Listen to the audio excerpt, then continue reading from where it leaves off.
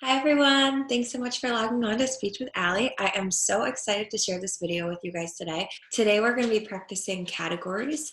Many of my students practice this activity with me. Either we use it as a warm-up or I'm a little distracted by Charlie in the background. I'm wondering what he's looking at. If you've watched some of my other videos, you have been introduced to Charlie. He is my dog. He is a therapy dog in training and comes along with me to school. And he misses our students very much. I miss you guys so much. I can't wait to see you. So Charlie's been pretty glued to me since we've been home these last few weeks. Anyway, so the category practice is really fun. We use it as a warm-up or we use it the last couple minutes of our session. It kind of gets our brains working. It gets us ready to start thinking about words and how things go together. So I'm going to share this with you guys today. I have a few practice activities and then some ideas about what you can do at home. Parents, I'm going to start with a little explanation. That's kind of the way I've been organizing the videos so far, with giving you a little bit of background information, as short and sweet as I can make it, and then jumping into the activity. So kids, thank you for being patient. You can learn from this stuff too, because the more you know about your work that you're doing, the more you can understand exactly why it's important and why we do it. Okay? So hi. On the screen, you guys should see category practice, Speech with Allie. What I'm here to tell you is that practicing categories is really important for our kids. It's something that we use every day as adults. We use categories to organize our own thoughts, our own plans for our day. For some of our children, they can recognize these patterns in our world and in our language, in the words and the vocabulary that we're using and learning, and can organize their brains using the same category system. And then they can put it into action. For some of our kids, this is a little trickier, and they need some really explicit practice and teaching.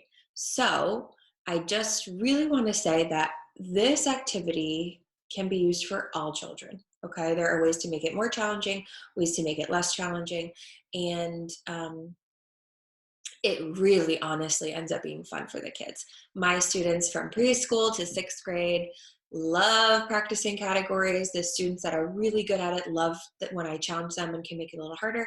The students that need to practice love seeing that they've gotten better at it, that they're able to think of the words more quickly. So the point is, our children who use lots of fillers or pauses or kind of get that tip of the tongue feeling all the time can get really frustrated with that. And they end up using lots of, and the thing, and you know what I mean, those kind of phrases. And we as adults often do know what they mean, and we kind of plug those words in for them without even realizing it. What that tells me, though, when I see it, is that your child may not be organizing words in their brain in a way that makes it easy for them to quickly think of the word they're wanting to use. A lot of us, our brains are organized in that way. Everything has a spot. We know exactly where to find it, and we can retrieve the words quite quickly. So what we as adults need to do is help our children to organize their brains and their words and their vocabulary in a way that will help them to quickly and easily retrieve or say and think of the words. And we need to do lots of things with them. We need to help them experience the world so that they know more. So, how do we do it? When we organize things, we use a few different groupings. Now, there are many more than this, but the major groupings, the major ways that we categorize things are by function, so things that do the same job. So if I dumped out a big bucket of stuff that had a fork, a spoon, and a knife, and a pen, a pencil, and a crayon, and said organize this by function, figure out what things have the same or a similar job, I would put all the writing utensils in one category and all of the kitchen utensils in another category.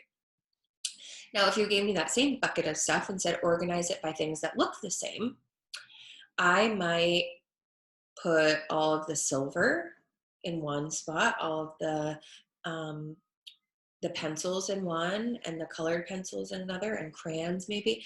So we need to help our children to recognize that there are different ways to group the same things. based on what our goal is. Some others that the kids really love to do are by association. So I'll say, tell me all the things that you think of when you think of a birthday party.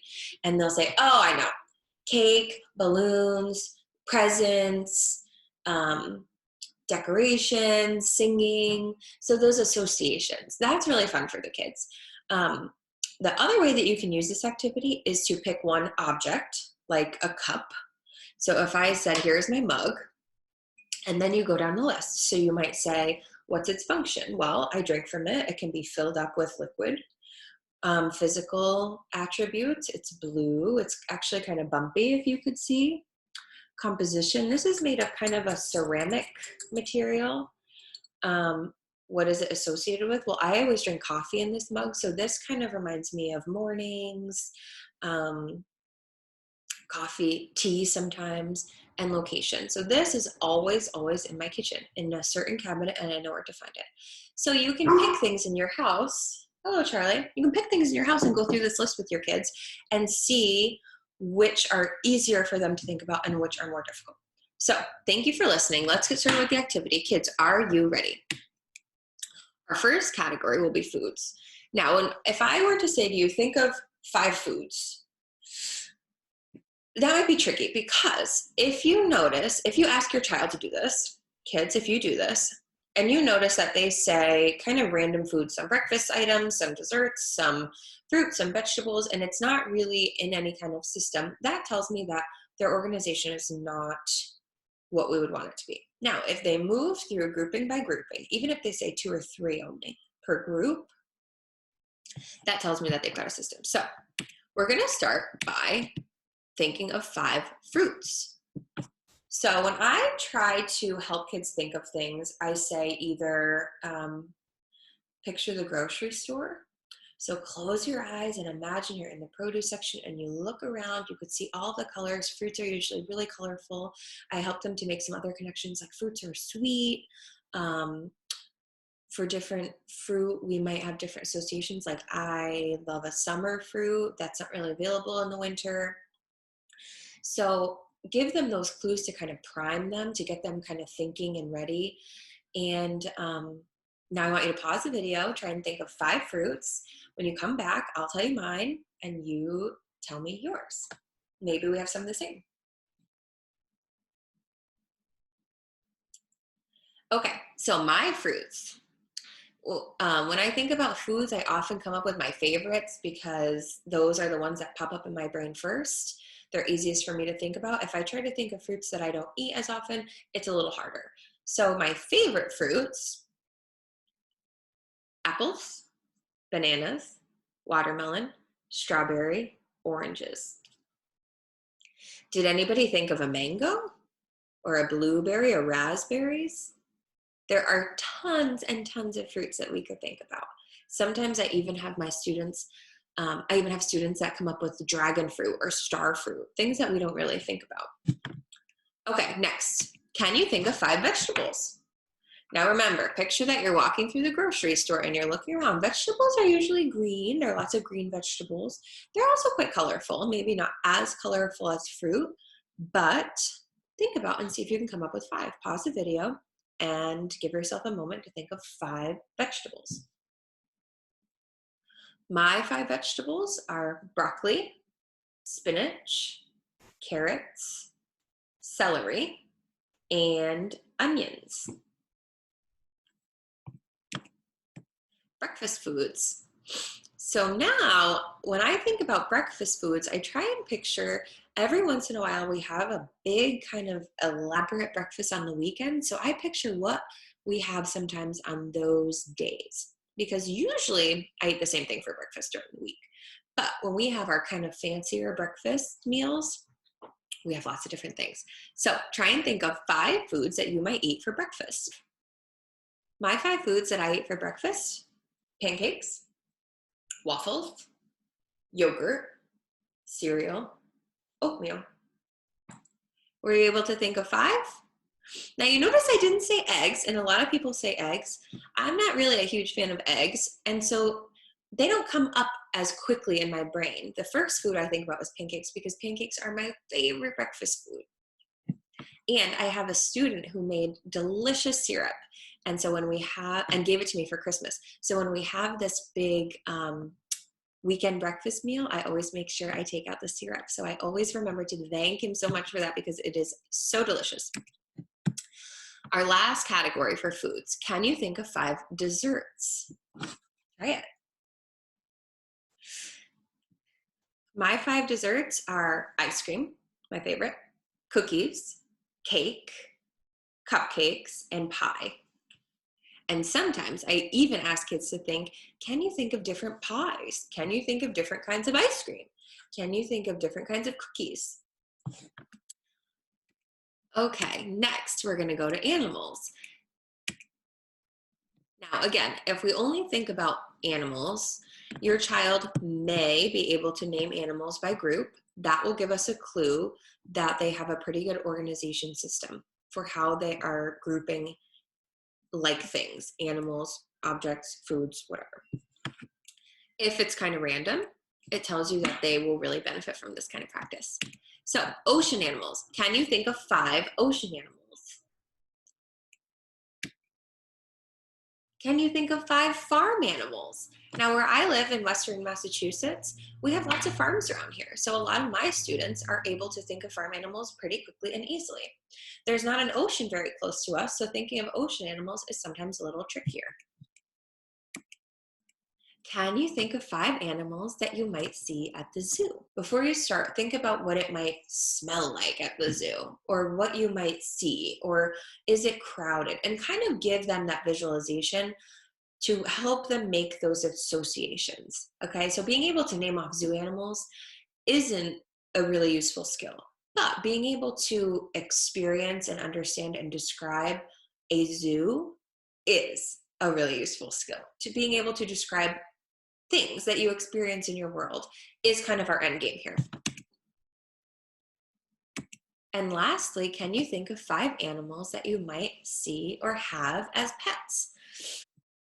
Okay, next, the other way to play this game is to give your child some things that belong in a category and ask them to name the category.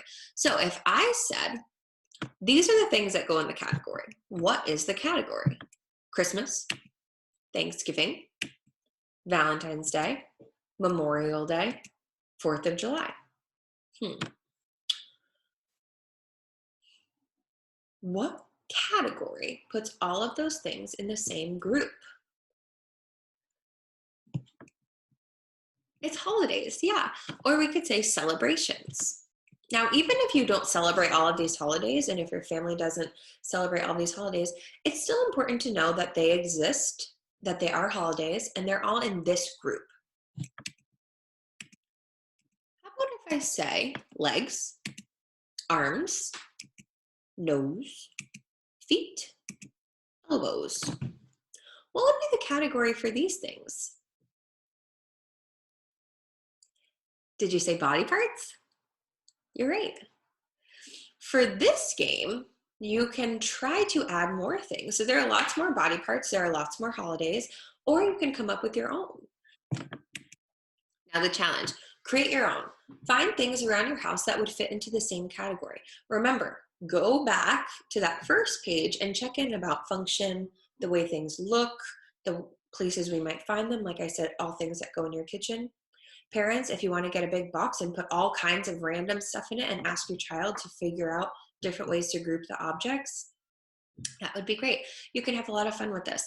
I also will add these links. These are some kind of additional speech therapy sites that have great resources for parents and families, has a little bit more information about why you would even do this task in the first place, and has some more activities and ways that you can expand. So I hope you guys have fun with this activity. This kind of practice will really help you in developing your language, developing vocabulary. It also helps kids to get ready to learn new vocabulary, and it helps to understand how to kind of integrate new words and experiences into things that we already know.